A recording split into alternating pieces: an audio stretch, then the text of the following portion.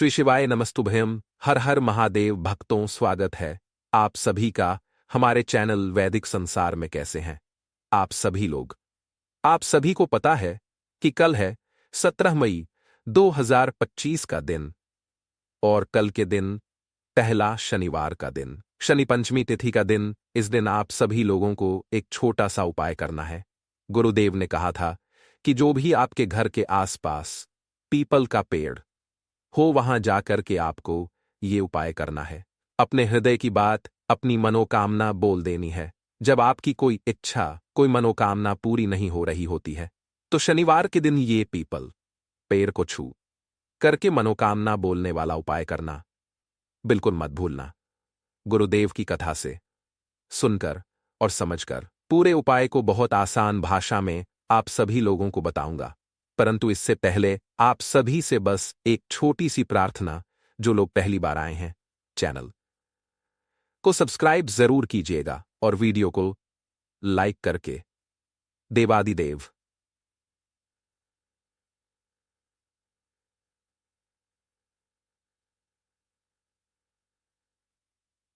इस पूरे वीडियो में हम 3 महा उपायों के बारे में बात करेंगे, जो कि आपकी अलग अलग कामना पूर्ति के लिए सिद्ध होंगे। तो ध्यान से सुनना है और समझने की कोशिश करना है। सबसे पहले बात करते हैं हमारे पहले वाले उपाय। पहला जो उपाय है वो किन लोगों को करना है कि अगर आपकी कोई इच्छा, कोई मनोकामना है, ना कोई विश होती है, ना हमारी कि बस ये वाली हमारी मनोकामना मेरा महादेव पूरा कर दे, इसके अलावा हमें कुछ नहीं चाहिए। किसी भी तरीके की कोई विशेष इच्छा अगर आपकी है, तो उस कामना के लिए इस वाले उपाय को करना बिल्कुल मत भूलिएगा। केवल शनिवार के दिन इस उपाय को किया जाता है ना? इसके लिए आपको चाहिए क्या वो चीज, ध्यान से सुनिएगा। जितनी भी चीजें हैं वो आपको अपने घर से ही लेनी है, एकदम वहीं से। क्या क्या करना है? सबसे पहले आपको लेना है गुड़ के कितने टुकड़े लेने हैं, ये चीज ध्यान रखना। 7 टुकड़े छोटे छोटे गुड़ के लेना। अगर बड़ा टुकड़ा भी है उसके छोटे छोटे टुकड़े कर लेना, लेकिन गिनती रखना 7, ठीक है। 7 छोटे छोटे गुड़ के टुकड़े लेना और 1 चुटकी लेना होगा काले तिल। कितने? मात्र 1 चुटकी आपको काले तिल ले लेने हैं। और थोड़ा सा लेना होगा दूध। अब यहां पर दूध लेने का जो क्रम पूज्य गुरु जी ने बताया कि आप जो भी दूध लो वो कैसा होना चाहिए, कच्चा। और कोशिश करना कि गाय का दूध मिल जाए, चाहे बेशक 1 चम्मच मिले, लेकिन गाय का ही दूध मिल जाए तो बहुत अच्छी बात है। 1 स्टील का लोटा लेना, ध्यान रखना। इस वाले उपाय में तांबे के अलावा कोई सा भी ले लेना, इसलिए मैंने पहले ही आपको स्टील का लोटा बताया है। इसके अंदर आपने जो दूध लिया है उस दूध को डाल देना, जितना भी लिया है पूरा भर सको पूरा भर लेना। इतना दूध नहीं मिल पा रहा है तो जितना दूध है उतना भरना, बाकी अपने घर के शुद्ध जल से भर लेना। इसी के अंदर आपने वो जो 7 गुड़ के टुकड़े लिए हैं उनको भी डाल देना, और 1 चुटकी काले तिल को भी आपको इसी के अंदर डाल देना है। ये आपका हो गया कलश तैयार, है ना? इसको शनि कलश बोला जाता है। इसके साथ ही आपको एक दीपक तैयार करना है। दीपक आपको इस वाले उपाय में करना है आटे का दीपक। ये चीज ध्यान रखना, किसका? आटे का दीपक तैयार करना। अभी आटा भी कौन सा ले? पूज्य गुरुजी कभी कभार गेहूं के बारे में भी बताते हैं, कभी जौ के आटे के बारे में भी, है ना?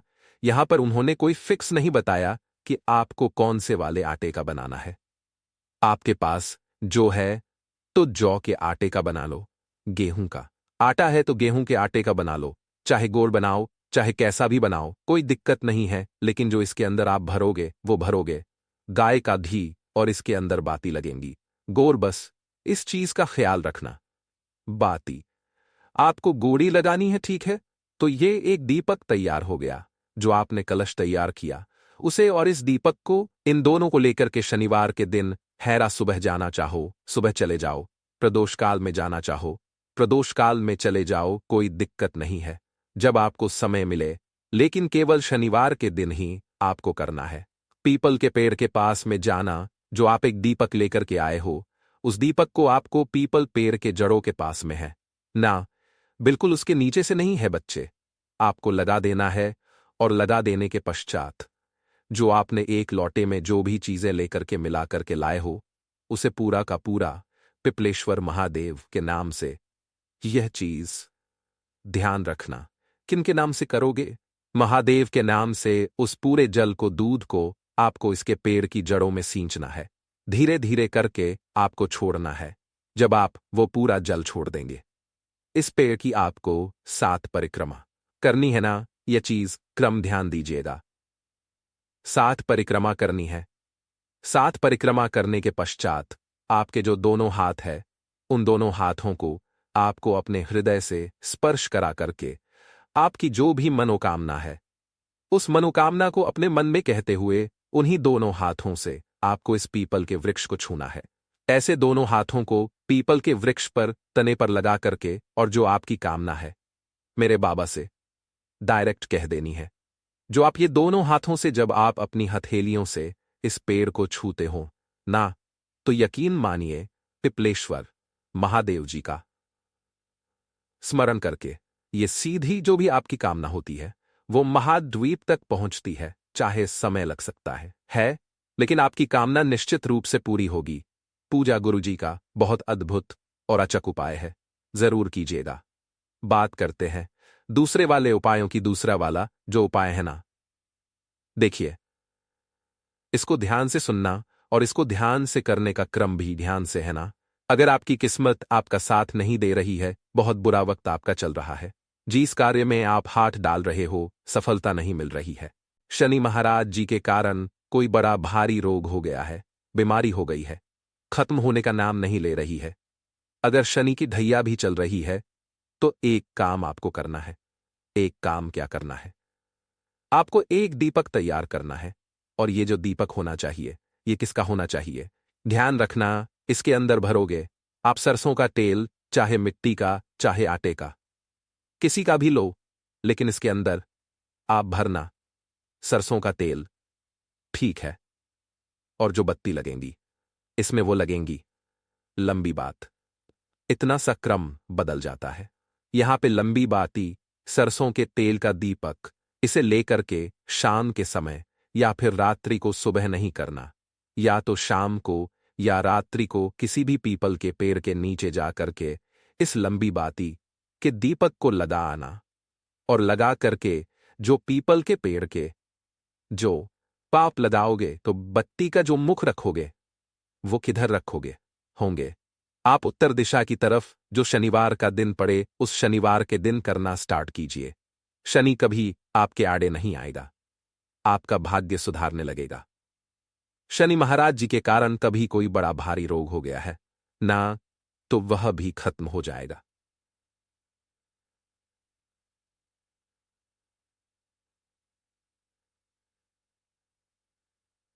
हो जाती है। इतना अद्भुत प्रमाण है। शिव महापुराण के अंदर इस दीपक का पूज्य गुरुजी का बहुत अद्भुत हो चुका है, जरूर कीजिएगा।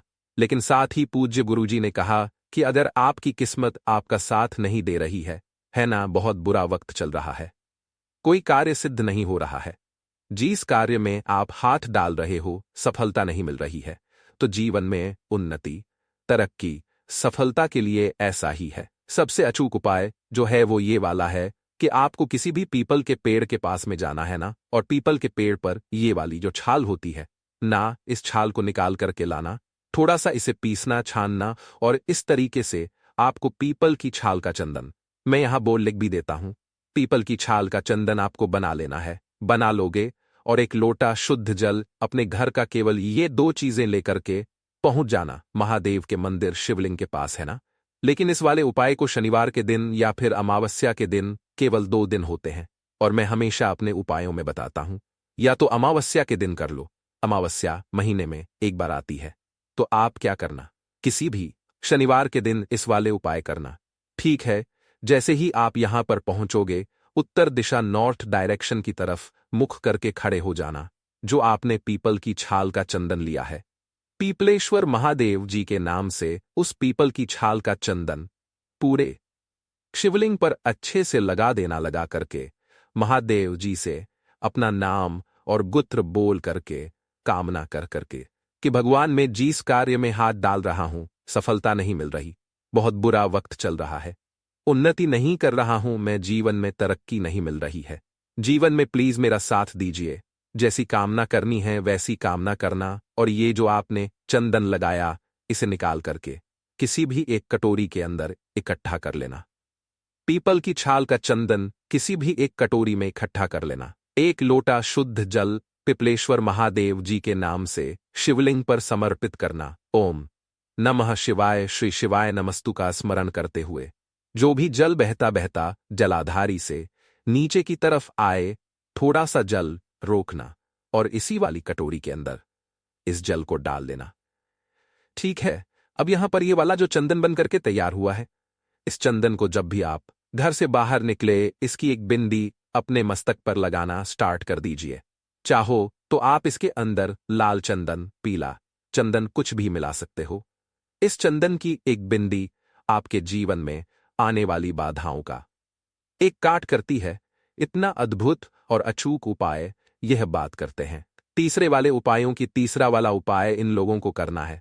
देखिए, हमारे जीवन में कोई न कोई ऐसे व्यक्ति जरूर होते हैं जो हमारी उन्नति से, तरक्की से चिढ़ते हैं, यानी कि उन्हें दूसरी भाषा में शत्रु कहा जाता है, जिन्हें अगर आपकी उन्नति देखते हुए अच्छा नहीं लग रहा है, चाहे वह घर का व्यक्ति हो, चाहे रिश्तेदार हो, वो सब शत्रु हैं।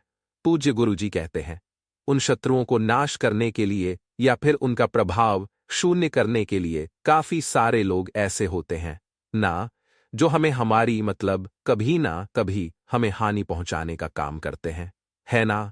चाहे वो परिवार में हो, जिस जगह पर आप कार्य करते हो वहां पर आपके कार्यों में बाधा डालते हो, ऐसे व्यक्ति है ना। कार्यों में बाधा डालने वाले व्यक्ति, तो उन व्यक्तियों का प्रभाव शून्य करने के लिए इस वाले उपाय को किया जाता है।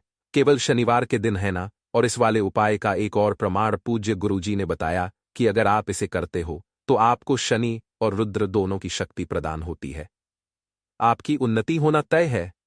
एक छोटा सा काम करना, एक कटोरी लेना, थोड़ी गहरी सी जो कटोरी होती, छोटी हो लेकिन गहरी सी कोई कटोरी हो, इस तरीके की कटोरी लेना और इसके अंदर भरना होगा आपको सरसों का तेल। ठीक है, लेकिन सरसों का जो तेल भरोगे वो कितना भरोगे, वो कितना भरोगे, इस चीज का ख्याल रखना कि आपके घर में जो भी रुद्राक्ष 4 मुखी, 3 मुखी, 5 मुखी, 6 मुखी, 2 मुखी, 1 मुखी, जो भी रुद्राक्ष हो, उस रुद्राक्ष को इस कटोरी के अंदर रखना और इतना तेल भरना। ठीक है, ये रुद्राक्ष पूरा तेल के अंदर डूब जाए, ठीक है, और इसे लेकर के आपके आसपास जो भी शनि महाराज जी का मंदिर है वहां पर पहुंचना और शनि महाराज जी के मंदिर में हो सके तो एक दीपक जरूर लगा देना और इस पूरे के पूरे तेल को आपको शनि महाराज जी के ऊपर ओम शनि शनिचराय नमः कौन सा ओम शनि शनेश्वराय नमः इस मंत्र का स्मरण करते हुए समर्पित कर देना। रुद्राक्ष नीचे आकर के गिरे, उस रुद्राक्ष को उठाना, धो करके अपने घर के मंदिर में रख देना। थोड़ा सा तेल की एक बिंदी अपने मस्तक पर लगा करके वहीं बैठ करके एक बार हनुमान चालीसा और एक बार शनि चालीसा का पाठ करके आ जाना। 2 से 3 शनिवार कर लीजिएगा। आपके जितने भी शत्रु होंगे ना, वह अपने आप आपसे पीछे हट जाएंगे या फिर आपके मित्र बन जाएंगे।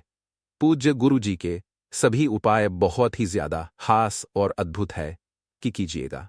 वीडियो पसंद आए तो लाइक जरूर करना, चैनल को सब्सक्राइब जरूर कीजिएगा। मैं आपसे मिलता हूं अगले वीडियो में, तब तक के लिए ओम नमः शिवाय ही। जय महाकाल।